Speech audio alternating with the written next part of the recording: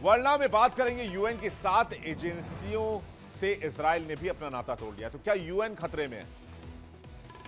एक ऐसा संगठन जो वर्ल्ड ऑर्डर को बनाए रखने के लिए बना, बातचीत के लिए बना और टकराव को दुनिया में कैसे कम किया जाए इसके लिए बना।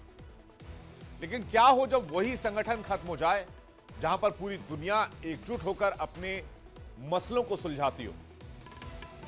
तो क्या ऐसे कन्फ्रंटेशन नहीं बढ़ेगा? खैर, इजराइल से खबर क्या है, यह जान लीजिए। इजराइल ने बेधड़क एक बड़ा कूटनीतिक कदम उठाते हुए संयुक्त राष्ट्र की 7 प्रमुख एजेंसियों से अपने रिश्ते पूरी तरीके से खत्म कर दिए। कारण यह बताया गया कि यूएन की ओर से लगातार इजराइल के खिलाफ खुला पक्षपात और नाकाम कोशिशें की गई। नेतन्याहू ने साफ कर दिया है कि ऐसे एजेंसियों से कोई उम्मीद नहीं रह गई। एजेंसियां इजराइल को बदनाम करने में लगी, जो किसी कीमत पर स्वीकार नहीं किया जा सकता है। 7 अंतर्राष्ट्रीय संगठनों से संबंध खत्म कर दिए हैं। पक्षपात और विरोधी रुख रखने का आरोप है। इजराइल की नीतियों पर लगातार आलोचना करने की बात सामने आती है। सुरक्षा और संप्रभुता का हवाला दिया जाता है। संयुक्त राष्ट्र से जुड़े मंच भी निशाने पर हैं। गाजा युद्ध के बाद ही यूएन और इजराइल के बीच तनाव बढ़ने लग गया था। पश्चिमी देशों में भी हलचल है। वैश्विक राजनीति में नए समीकरण दिख रहे हैं।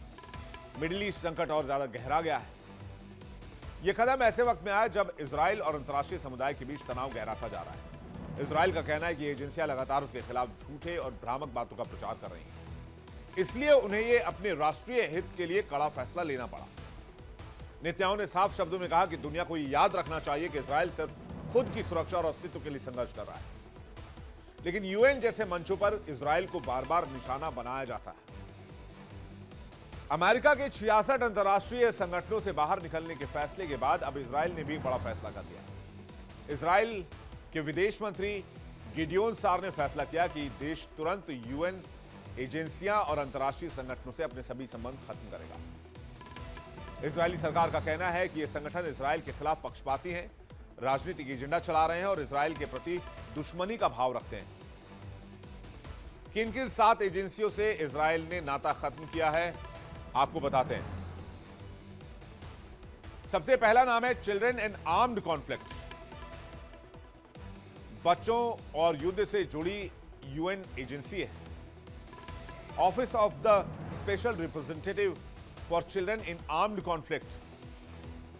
इजराइल का आरोप है कि इस एजेंसी ने 2024 में इजरायली सेना आईडीएफ को शर्मनाक तरीके से ब्लैकलिस्ट कर दिया था।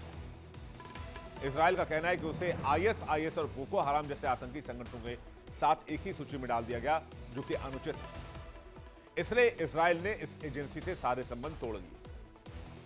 यूएन वुमेन, जो महिलाओं के अधिकारों की संस्था है, यूएन वुमेन पर इजराइल ने आरोप लगाया कि 7 अक्टूबर 2023 को इजरायली महिलाओं के साथ हुई यौन हिंसा को इस संस्था ने नजरअंदाज किया। इजराइल के अनुरोध पर वहां के स्थानीय प्रमुख को हटाया गया और जुलाई 2024 से यूएन वुमेन के साथ सभी संबंध इजराइल ने समाप्त कर दिए। फिर बारी आती है यूएनसीटीईडी, जो कि व्यापार और विकास सम्मेलन के लिए बनाया गया संगठन है। इजराइल का कहना है कि यूएनसीटीईडी ने उसके खिलाफ दर्जनों जहर भरी और पक्षपाती रिपोर्टें तैयार की। इजराइल कई सालों से इससे दूरी बनाए हुए है। एक और संगठन है ESCWA, पश्चिमी एशिया के लिए यूएन का आयोग है। इस संस्था पर भी इजराइल विरोधी रिपोर्ट जारी करने का आरोप है।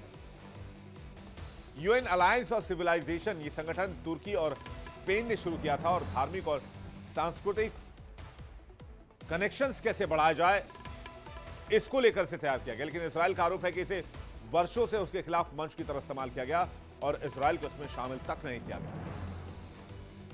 यूएन एनर्जी, इजराइल ने इसे बेकार और खर्चीला संगठन बताया, जो संयुक्त राष्ट्र की भारी और अक्षम नौकरशाही का प्रतीक है। Global forum on migration and development, Israel का कहना है कि यह मंच देशों के अपने इमिग्रेशन कानून लागू करने की शक्ति को कमजोर करता है। अमेरिकी फैसले के बाद लिया गया इजराइल का निर्णय, इजराइल के विदेश मंत्री ने सोशल मीडिया एक्स पर पोस्ट करके इस फैसले के बारे में जानकारी दी। यह फैसला अमेरिका द्वारा कई संगठनों से हटने के बाद की गई समीक्षा और चर्चा के आधार पर लिया गया है। विदेश मंत्री गिडियोन सार ने अपने मंत्रालय को यह निर्देश दिया है कि अन्य अंतर्राष्ट्रीय संगठनों के साथ जारी सहयोग को भी तुरंत जांचा जाए और उसके बाद उस पर भी बहुत जल्द फैसला किया जाए। आपको दिखाते हैं, यूएन की अभी हाल ही में एक मीटिंग हुई थी जिसकी तस्वीर सामने आई थी, और ये मीटिंग एक आपात मीटिंग के तौर पर बुलाई गई थी जिसमें वेनेजुएला को लेकर चर्चा करने के लिए आपात मीटिंग बुलाई गई थी। लेकिन अब कोई ऐसा मंच दिखता नहीं जहां यूएस भी यूएन छोड़ चुका है, इजराइल भी यूएन से साइड हो रहा है। ये देखिए तस्वीरें जरा फुल स्क्रीन आपको दिखाते हैं कि कैसे वेनेजुएला पर हमले के बाद यह आपात बैठक बुलाई गई थी।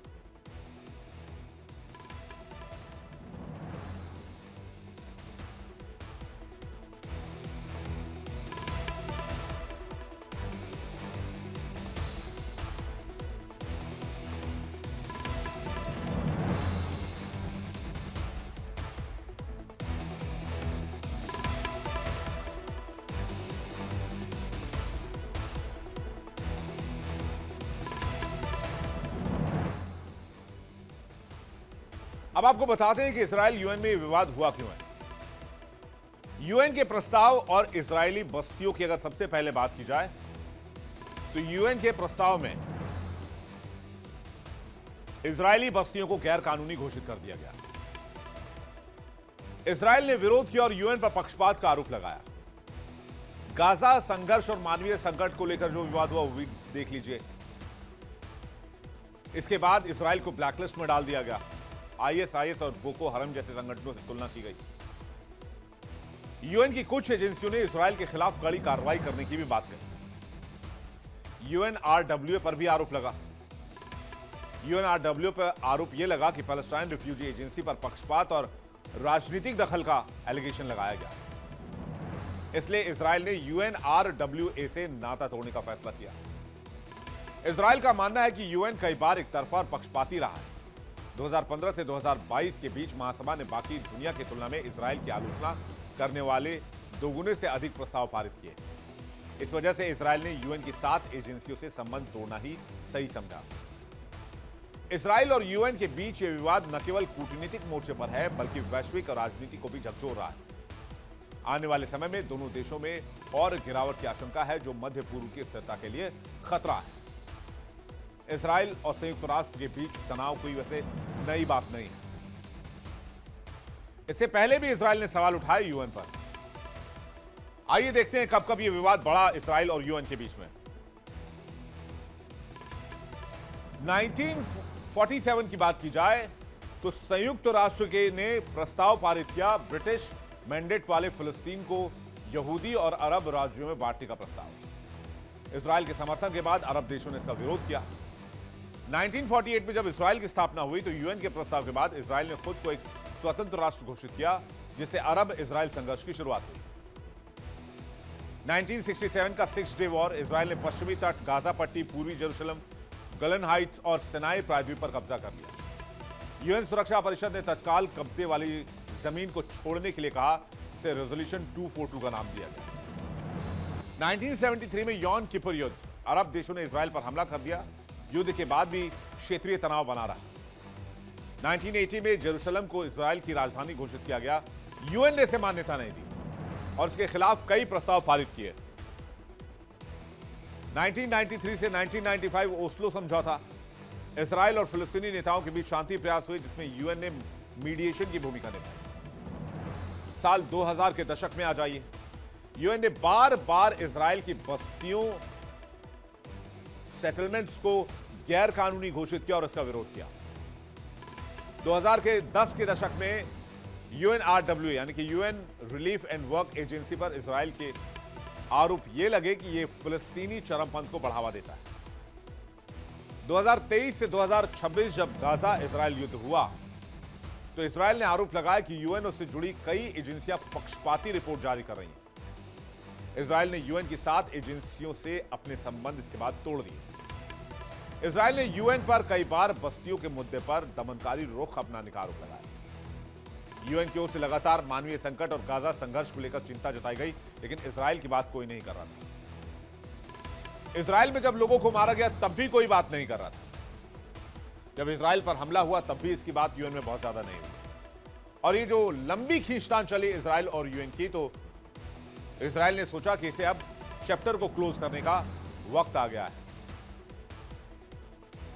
इजराइल का यूएन से नाता तोड़ना इस लंबी खींचतान का लास्ट चैप्टर है, जो साफ करता है कि अंतर्राष्ट्रीय मंच पर भी इजराइल को न्याय नहीं मिला। तो क्या संयुक्त राष्ट्र की इस एकतरफा नीति से मिडिल ईस्ट में सच्ची शांति स्थापित हो पाएगी? तो ये क्वेश्चन जो है ये पूरी दुनिया के सामने है।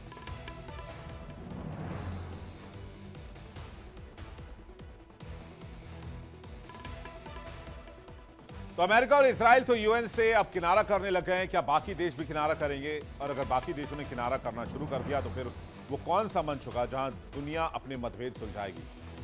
या मतभेद सिर्फ मिसाइलों से सुलझाए जाएंगे, हमलों से सुलझाए जाएंगे? ये बड़ा सवाल है।